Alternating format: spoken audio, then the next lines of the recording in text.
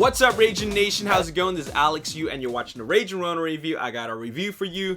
Last weekend, I saw Ghost in the Shell. It's the Hollywood live-action adaptation of the classic Japanese anime film of the same name, which came out in 1995, directed by Mamoru Oshii, which is also based off of the manga of the same name, written by Shiro Masamune. Now in 2017, we have the Hollywood live-action remake, and it is directed by Rupert Sanders, who was the director of Snow White and the Huntsman, which was okay at best. Now, before I begin this review, I just gotta let you know that I'm not actually a fan of Ghost in the Shell. I watched it 16 years ago, and I never rewatched it since then. So, I don't remember very much about it, except for it's got a couple of really cool action scenes, which I do remember. I remember the theme of the film, and I remember bits and pieces of it here and there. But I don't remember exactly all of it from beginning to end. So I'm just going to say that I went into this film with an open mind without actually being a fan of this film. Now, it took a little bit of time for me to really put my thoughts together about this film. And I really wasn't sure what I did or didn't like about this film. But let's just get down to the basics. I'll tell you the things that I thought were good about this film, and then I'll tell you the things that I thought could have been improved about this film. First of all, good. The casting. I thought the casting was quite well done. Scarlett Johansson was perfect as the Major. She fit the role, she looks the role, and she plays the role physically quite well. And she is pretty much the soul and driving force of this film. So she does it quite well. We also have Pilou Asbæk, Takeshi Kitano, Juliette Binoche, and Michael Pitt, who plays Kuze. Now, another character that I really liked is, of course, the most seasoned actor out of them all, and that is Takeshi Kitano, who played Aramaki. And he's just such a badass. And I think that just comes with being an experienced actor and also the role that he plays. And he just played that character so well. Like, I was just like, okay, this is a character not to be messed with, all right? Now, as for Batu, who is played by Pilou Asbæk, you know, I really felt that he looked the part, but he didn't play the part well enough. I mean, I'm going to get right into that later on when I talk more about the cons of the film. Now, as for other great things about this film, the aesthetic of it. I love the way this film looked in terms of how they dressed up Hong Kong to make it look like a totally futuristic like city. This whole environment was just totally in your face, and it looked so good in IMAX 3D, and it was just really an immersive experience because the cinematography of this film really took you right into this futuristic world. It was just totally like, it had the cyberpunk feel, which was what they were going for. And if you enjoy films like Blade Runner, I think that you'll really enjoy the aesthetic that Ghost in the Shell has. So that was really, really cool. I think the direction of it was right, and I think the pacing was on point. But now we're going to get into the cons of this film, things that I thought could have been improved. And that is, it's a very cold movie. It's very monotone. It feels like, I won't say that the story doesn't develop or not. I won't say that. I mean, it does. But it just feels like it's kind of hard to explain, but it's just very monotone, if you get my drift. If you watch the film, you'll get what I mean. It just feels very, very cold. I mean, it almost feels like sci-fi film noir.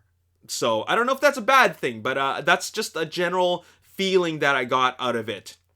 Another thing is that it was a little bit cliche, and I guess that's that's not its own fault. I mean, it takes from the source material, but it just felt cliche in the sense that you have this I guess a cyborg or like a soul inside the shell, and then it starts becoming self-aware, and it starts bringing back memories, which is something that we've seen before in another film called I, Robot.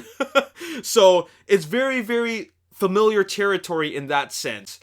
And then with that being said, it makes it a little bit predictable, just because like I actually don't remember too much of the story of the source material. I remember the action scenes, but I felt that like I knew what was going to happen right when we got to the end. You kind of identified who each character is and what their roles are before they even reveal them. So it was a little bit predictable in that sense. Going back to talking about Scarlett Johansson, going back to talking about Batu, Major and Batu are, I know they're supposed to have like this chemistry between them, this character dynamic between these partners, and I didn't feel it. I didn't feel it in this film. I didn't feel that the connection that they had, from the original source material, and I didn't feel like they were really anything, to be completely honest. I didn't feel like how close they actually were as partners, and it just felt like he was just there. And so he looked the part, but he didn't play the part well, or at least they weren't written strong enough as partners. So that was something that I felt could have been improved. What else was there? It just didn't, I'll be completely honest, the film didn't blow me away. And I didn't know if it was meant to blow me away or anything like that. It just felt like they had this source material to play with, and they didn't really do enough with it. It almost felt like a complete carbon copy, which isn't necessarily a bad thing, but for people who have actually seen the film, there's really nothing new that's presented for them. So that's how I feel about the movie. It just didn't blow me away in any way, shape, or form. It just felt like they just created a live action version of it, like almost carbon copy, just because a lot of the action scenes, a lot of the little Easter eggs they were done like shot for shot. Maybe not shot for shot, but it was really, really like close to the original, which is, which could be a good thing. It's true to the source material. And I also do like the callbacks to the original. Like they did some things to reference the original source material, which I thought was good. But besides that, I left the theater just thinking to myself, I really don't know how I feel about that. And that's not necessarily a good thing, because if I knew it was bad, I would have said that. If I knew it was really good, I would have said that. I'm somewhere in between. So because of that, I'm going to say that I'm going to give this film a 6.5 out of 10. Just because it didn't give me like a certain type of... I guess I had different expectations. I wouldn't say high expectations, but I guess it didn't give me the expectations that I thought I would get out of this film.